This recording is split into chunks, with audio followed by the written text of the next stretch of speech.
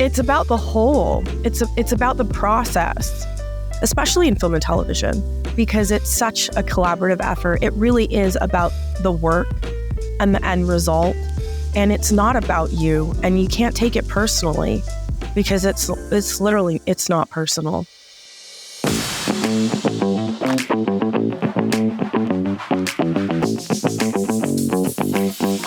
Hi, and welcome back to StudioBinder Academy. I'm Brandon. Today we're speaking with makeup artist Desiree Falcon, who's worked on projects such as Bad Turn Worse, Lucky, Spree, and most recently, Thelma. Desiree, thank you so much for talking with me today. Thanks for having me. Absolutely. Now, to start off with, we always like to get everyone's background. Could you tell us what kind of brought you to the film industry? Happenstance. Okay. I always think that this is an interesting question for me because I did not set out to be a filmmaker. Okay. I always just really loved makeup, and I wanted to play dress up every day of the week, all day long, all the time. And it never occurred to me, even though I born and raised in Los Angeles with Hollywood being so close, that people made movies. So the more I got into makeup, the more I realized there was such a broader world out there. And that kind of took me to the path of filmmaking, because when I realized I could do movie makeup, I was like, I'm doing movie makeup. That's what I'm doing.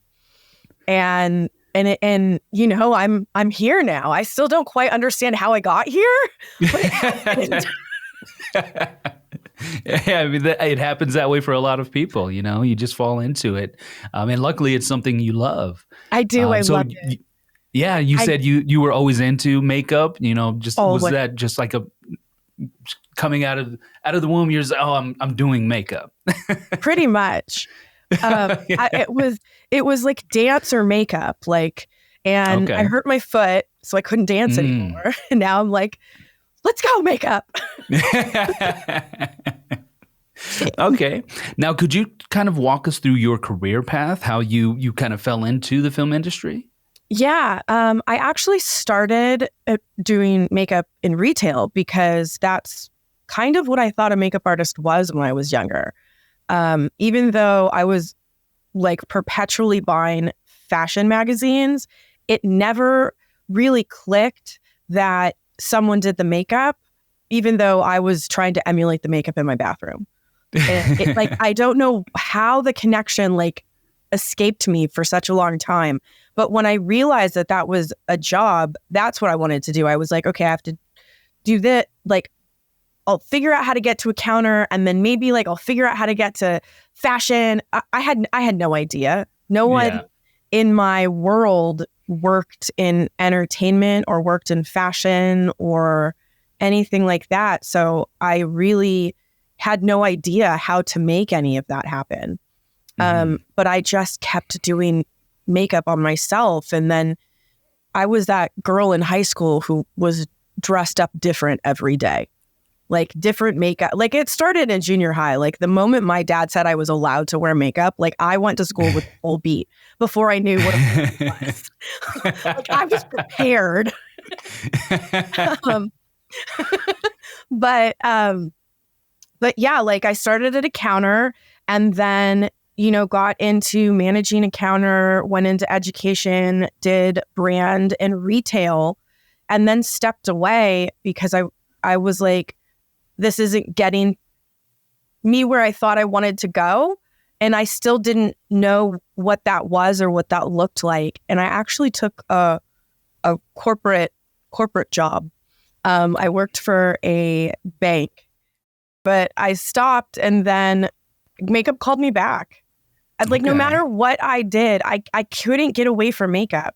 I was doing random commercials for friends who were like, we need someone to do this. And I still didn't understand that I was doing makeup. I don't know. I had a whole wedding business. I didn't know I had a wedding business. I know it sounds kind of silly, but I just wanted to do makeup. And I think that with the rise of social media is kind of when I realized that I was a business person and I had a business and I was functioning as a small business owner, but I just wanted to do makeup. Like, I don't know if that makes sense to anybody. And I don't even know if that makes sense to me right now, but that's what happened. No, it absolutely does. You know, people say whenever you do something you love, you don't work a day in your life. And it can be hard. I've found in my own career, you know, when you're doing something you love, it's like, oh, I'm not working today. I'm having fun. It's like a lot of times work isn't fun. Yeah. But so when you are having fun, it feels like you're not working, and it takes a while to kind of correlate that with, oh, this actually is work. I'm making money from it. And so, I definitely understand. When I left my corporate job, the market was turning and I was only there for 2 years. And I was there, that whole experience was like weird and bizarre and very unique in itself. And that's a crazy story. But like I left that, and there was a moment where I remember asking myself, what am I going to do now? And I saw when I was little, and I couldn't tell you what it was, but it was a Barbara Walters interview, and she was interviewing a young boy who was I think he was like a 7-year-old millionaire who had like 3 businesses or something like that. And I remember she asked him a question, and he said, "You have to do what you love, and then it won't ever feel like work." And I asked myself that question in that moment because for whatever reason, that interview popped up in my mind. And I was like, what do I love? I said, I just want to do makeup. Like, I just want to do makeup. And that's what I did. And then I enrolled in MUD. So that's amazing. That is really amazing. Yeah, I love hearing stories like that. You know, people following their passions. You know, that's what I'm all about. I talk to younger filmmakers. I'm going to say, if you're not passionate about it, then don't do it, because it will run you down. Business. Yeah. Yeah. Now, for those who may not know, could you break down the hair and makeup department? For example, like what different type of roles are within that department? So hair and makeup are really 2 separate departments, but we're under the same umbrella because we do work so closely together that, you know, it gets blended up into one department. But I really just do makeup. But on smaller things, sometimes that gets together. But my focus is makeup. I do makeup. And there is in different roles. So I like, for Thelma, for instance, I was the department head for Thelma, which means that I was the main person. I'm the creative designer for the makeup. I'm having the conversations with the director and the producers and the actors, trying to figure out how we're going to create and craft these looks. And then I have a key, and my key for Thelma was Michelle Telesis, and she helped do continuity and kind of like some paperwork, and executed my designs on the characters that she was responsible for. And there's a lot of people, like on larger shows, there's a background supervisor who's in charge of managing all of the additional makeup artists who are coming in for background. There could be multiple people in a trailer. There could be thirds and fourths who are working regularly. And the same goes parallel for the hair department. And we work in tandem. So there's a lot of people doing a lot of things to create the looks that people see on their TV and on the movie screens. Excellent. And you, as the you said the key, was that no? I was the department head for Thelma. Department head, okay. And so everyone is kind of reporting to you within that makeup department, correct? Correct. Okay, excellent. And now, obviously, there's a wide range of makeup applications for both TV and film, from simple to complex, realistic to stylistic. Can you briefly describe some of the types of applications you've used and for what reasons? Oh my goodness, there's so many different types of makeup. There's so many different facets to the beauty industry. Wow. That's a big question. maybe focusing on Thelma. Could you talk about some of the choices there? Yeah, on Thelma, it was more contemporary because we were in present day. So when you're looking at makeup, again, there is different styles. Like there's period makeup, there's sci-fi, there's prosthetics, injuries, tattoos, things like that. And it's kind of like whatever the script calls for, we need to know how to do, or know how to get done. And that's really something important that you need when you're reading a script to identify. But for Thelma, we were in present day. It was contemporary makeup. It was more beauty makeup. There was some injuries, and there were a couple characters that were a little more stylized. But I mean, man, there's so many different kinds of makeup. It's wild. Now, what would you say are some qualities that one might have that would make a good makeup artist?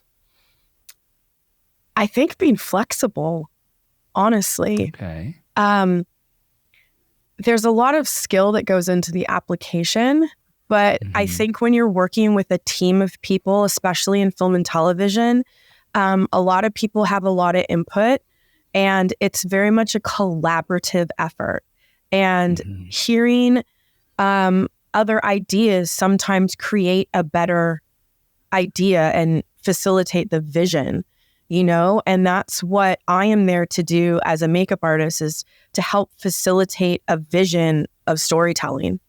So I think being flexible really is a fantastic skill a makeup artist needs to have. Okay. I don't know. Does that make sense?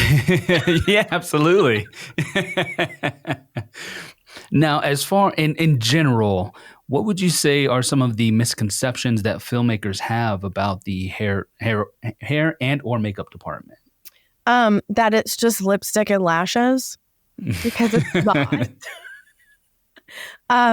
So I am responsible for basically everything forehead to the feet. So that could mean nails, that could mean tattoos, that could mean injuries, that could mean bruises. I mean, in terms of skin, like obviously, their costume has to clothe people, and right. I mean, there's a lot of departments. but like, if there's a injury on a hand, like that's my responsibility. Like in Thelma, there was a bruise. That's my responsibility. There's so much more to makeup than just putting lipstick on someone. And I think that that's really what people think about. And it's not. I mean, prosthetics is like a whole other ballgame when you're looking at, building pieces for people's faces and life casting and molding. And there's so much that goes into what we do that no one ever sees sometimes, because we start very early, sometimes usually before crew call. And there's a lot of our work that gets done that no one sees. And then people come out looking amazing, and they don't get to see what we really do. And there's a lot that goes into our departments. Yeah, I always love seeing, when the actors post in the makeup trailer as they're getting their prosthetics done or their makeup done, because like you said, it's something you don't get to see. It's part of the magic of movie making. Movie magic, where you only see the end result, but a lot of times I do like to see the magic being made. Yeah, it's fun too. Like, if you're not having fun at work, like what's the point being there? Like, absolutely, we could all be doing something else. So like, you need definitely. Now, moving on, let's talk about your typical working process. How early on in the production do you get brought on? Oh, that varies. It really varies. I think it varies on the needs of the script. The script really dictates what we're doing. The words that are written dictate everything.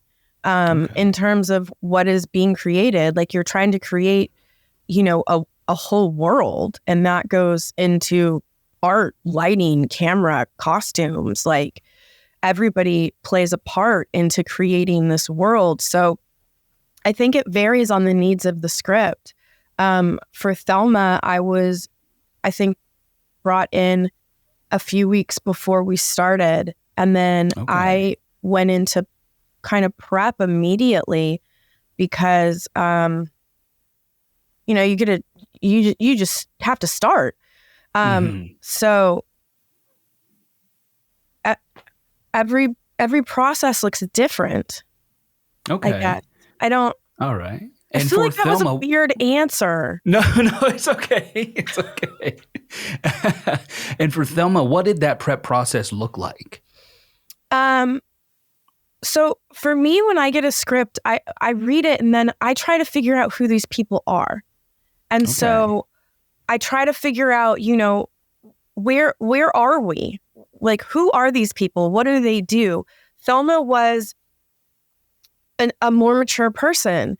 And I was like, looking at her routine, and I said, she's active. She's got stuff going on. Like, she's a busy lady. And I felt like she was always busy. She was someone who was always doing something, like, and she wasn't going to stop. So there was some kind of routine to her. So I tried to figure out what that was and how I could incorporate what I do into that. And so for me, it was like, Thelma gets up every day and she does the same thing. She gets herself ready. She does her quick hair. She does her little makeup routine, because I know people like that. Like, I have relatives who get up every day and they do the same thing, or they put the same lipstick color on, or they do the same thing with their hair, and that's kind of what that person looks like. And that's what I thought about for Thelma, was, what does she look like? What does she do? Who is she? She's obviously taking care of herself, so she's going to have some kind of routine for herself.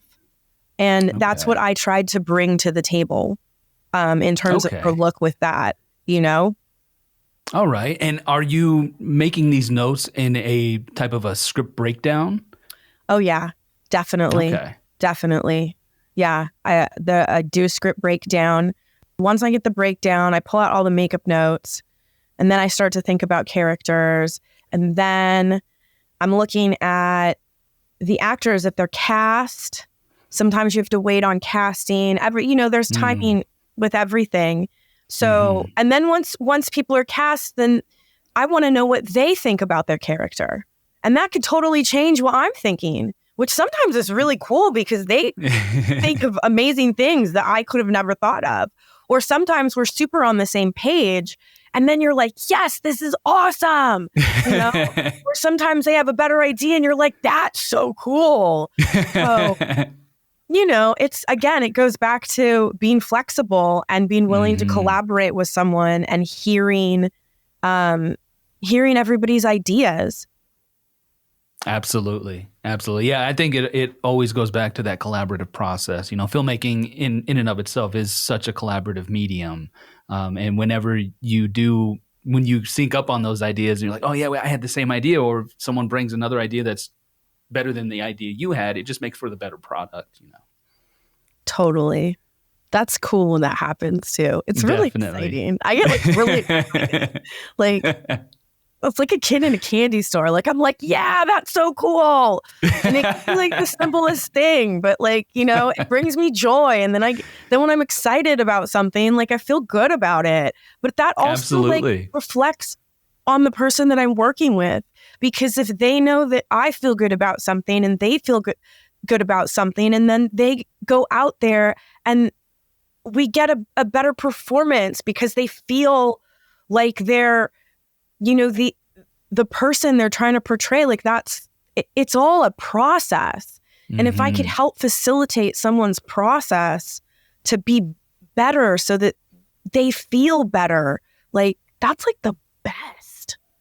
Definitely. Literally the best. Definitely. Now, keeping along the lines of that collaborative process, what does your typical relationship with the director look like? That, again, varies. Some people are really hands-on, and then some people are like, I trust you fully. But I love to talk to people. I honestly, I want to know what someone is thinking. I want to know what their vision is. I want to know what they see, because someone saw something before I even get brought in. Like these characters were written before they hire me. Like, what does that look like? And so I really want to know what the director's thoughts are, and I want to know if they see something specific, or sometimes I see something, and again, it goes back to they might see something totally different. You have that conversation, and then you create something together, and it's really special. So I really like to be a little bit more hands-on with my directors. I want their input. I want to know what they see, what they think, what they're feeling. And it makes it easier to do my job sometimes, because sometimes when people are like, I trust you, it's cool. And I'm like, oh, what does that look like for you? Like I'm grateful for that. And I'm honored and flattered and all of those things when someone gives you that kind of trust. But it also sometimes makes it harder, because then you're like, oh man, like I could go anywhere with this now. Like, give me something. So, but I really love to have conversations with my directors. I love to work with them. I love to get as much input as I can. So, okay. Yeah. Excellent. Now, as far as working with the other departments, what type of ways do you collaborate with them? For example, like the production design department, costume, camera. I'm always asking a lot of questions. I ask a lot of questions. I think I'm inquisitive by nature, so I might ask too many questions. But I want to know the info, because the more info you have, the better you can be at decision making. So I always want to know what people are wearing. I always want to know if we're going for a color story. I want to know what other departments are thinking, so that I can make the best decisions for what I have to do. For Thelma, I reached out to Amanda Wang Yi Lee, who was the costume designer, and she sent me all of the fitting photos. So I was able to get the color palette that she was going for with Thelma. And then once I realized Richard Roundtree was cast, I immediately asked to speak to David Bolin, the DP, because June Squibb, who plays Thelma, and Richard Roundtree, who is opposite of her in this, they're both the other end of the color spectrum. And I wanted to know how he was lighting everything and what he was using, and if there was anything that I needed to do to help skin tones register correctly, because there was such a difference. And that was a conversation that him and I had before I even did any tests. So, okay. Yeah. So I want to know. I want to know as much info as I can. And as far as those tests go, do you do that in parallel with camera tests? So you're getting to see what's actually on camera? So sometimes we get camera tests. I didn't get a camera test with June for this one. But because I had that info, I was able to pull and make appropriate like foundation choices and skin tone things. And I had the color palette for costume, so I knew what we were doing. And I made my choices based on that. There was a lot of tests for Fred, who played Daniel, because he wanted to grow out his beard, and he had grown out his beard, and it was an awesome beard. Like, I really didn't want to take that down. But we had multiple days where we were trimming his beard to see if it felt right. And it went from kind of like a mountain man woolly thing that was so cool. He's got amazing hair, to what you see on camera, which is totally a different look. because again, his character, we were like, he's having kind of like an existential crisis. So what does that physically look like on a person? And how do I, what I do, play into that? So there were a couple days with him where we were shaving and then leaving and then reassessing, and because once you kind of like shave it off, it's gone. You did not have the time to be hand laying a bunch of hair or going into pieces. Unfortunately, that was not this was not that shoot. But all those things are absolutely doable. But yeah, there was also, with the camera stuff, we had stunt doubles, even though June wound up doing most of her own stunts, which was so cool. Oh, really? Yeah, Wow. it was so cool. But we had to do skin tone tests with the stunt doubles for the same reason, and to make sure that they matched, because obviously you can't get a 90-year-old stunt performer. Like, so it was like, do we have to age their hands? Like, what does that look like? Are we, how close are we getting? And there was a lot of, there were tests for this. So interesting, but yeah. I want to ask you about, I have a few questions about working on set.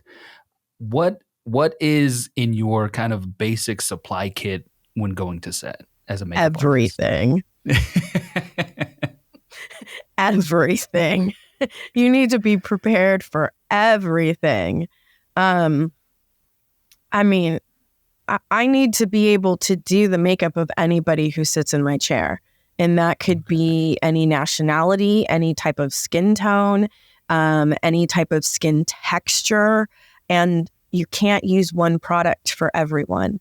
So it is a lot of things, a lot of different things.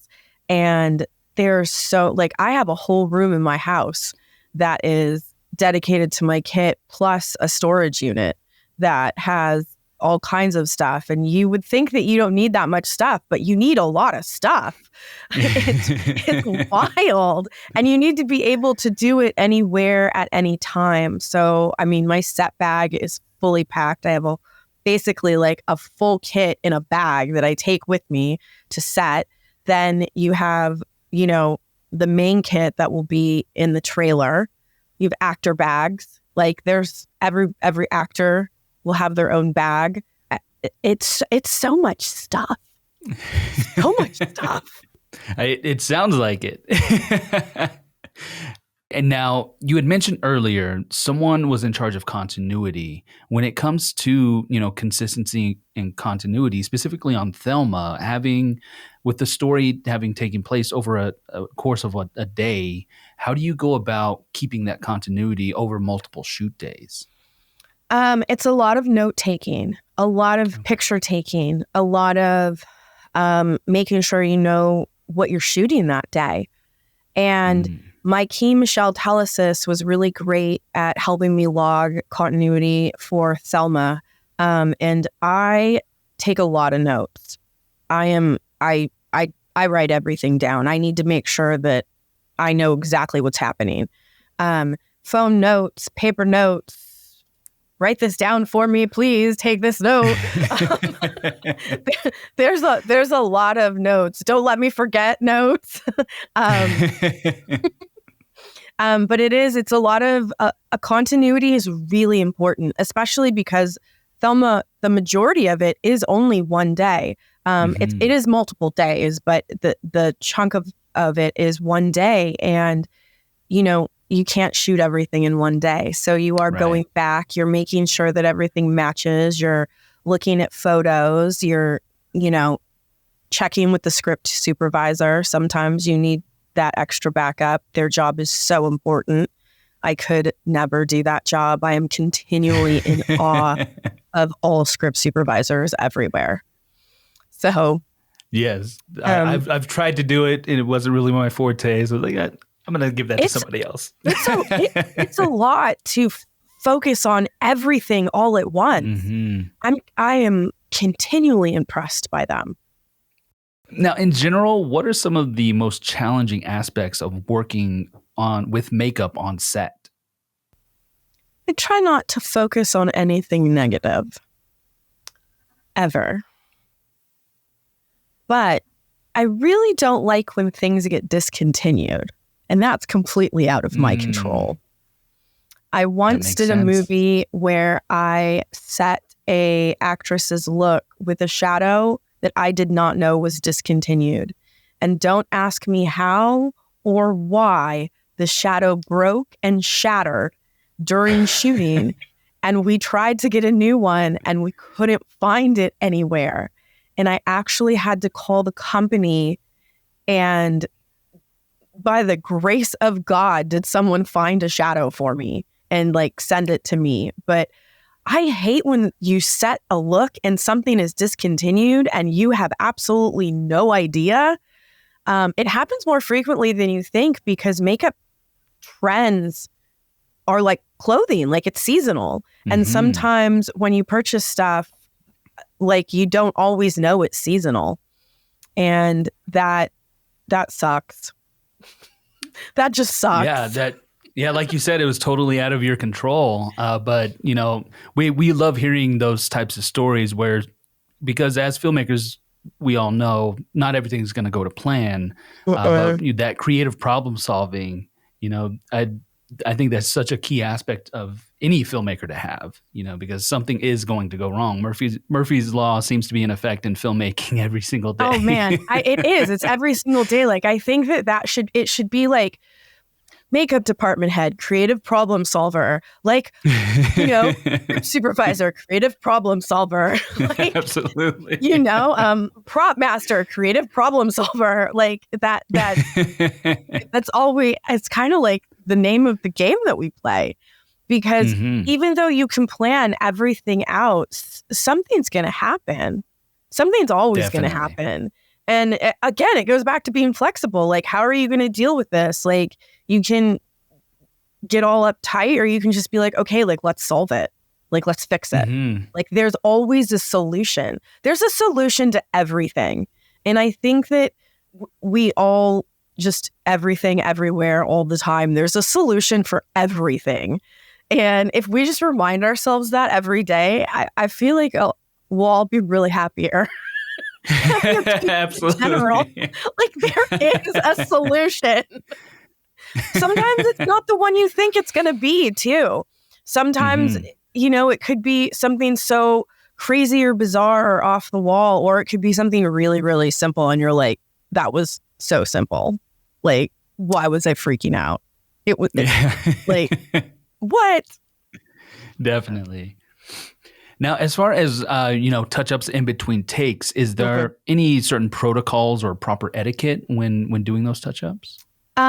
Yes. I think that's also understanding how the actor that you're working with works, because everybody has their own process. And understanding what that process is with the people that you're working with and the material that you are shooting is important, because you want to be respectful to everybody when you're doing your job. So it's understanding, kind of like reading the room, like, when is it appropriate for you to go in if your AD forgets to call last looks, because sometimes that happens. Sometimes last looks don't get called. And then you're like, do I speak up? Do I not speak up? I mean, sometimes you just got to speak up, you know? Sometimes it's not appropriate and you're like, ugh, and you hope you can get in there on the next take. You know, but it's making sure that you're respectful to what you're doing and who you're working with, I think, is really just important. And knowing your surroundings. But we got to do last looks. We got to get in there. So it is my job. That is what I'm there for. One of the reasons I'm there. Speaking of last looks, for those who may not know, could you kind of describe what that is? Yes, last looks is basically what it sounds like. It's the last looks you get before they roll the take.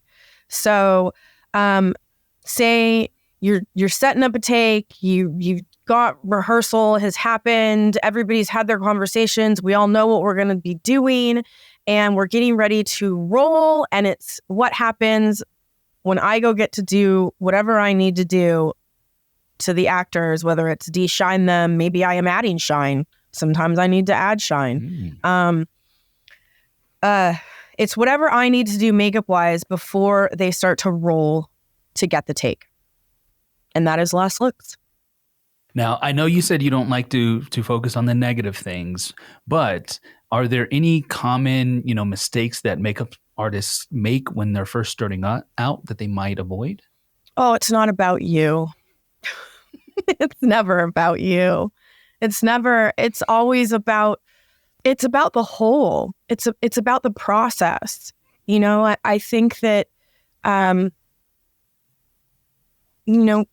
think we all need to drop our egos a little and really think about the vision and the whole project, especially in film and television, because it's such a collaborative effort. It really is about the work and the end result.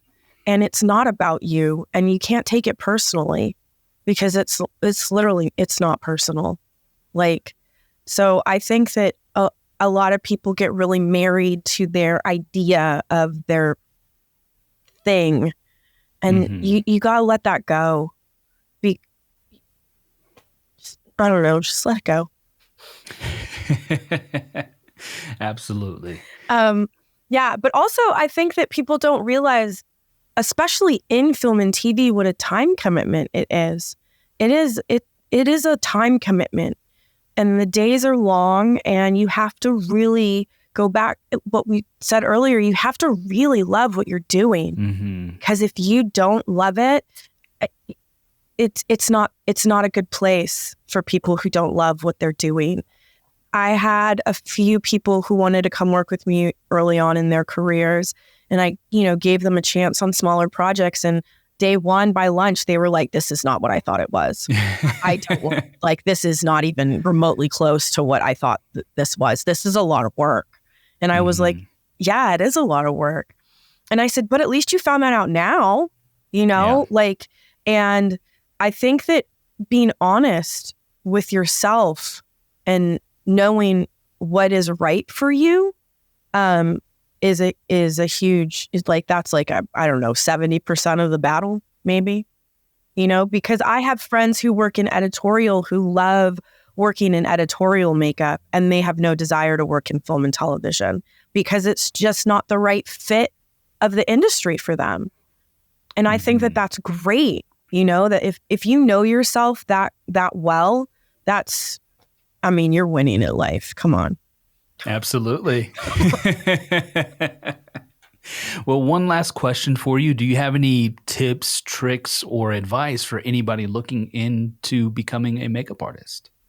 Oh my goodness. Just keep going. Just keep going. Just show up. Show up for yourself, because again, you have to love what you're doing. You really do. And you have to love the work, because it's about the work.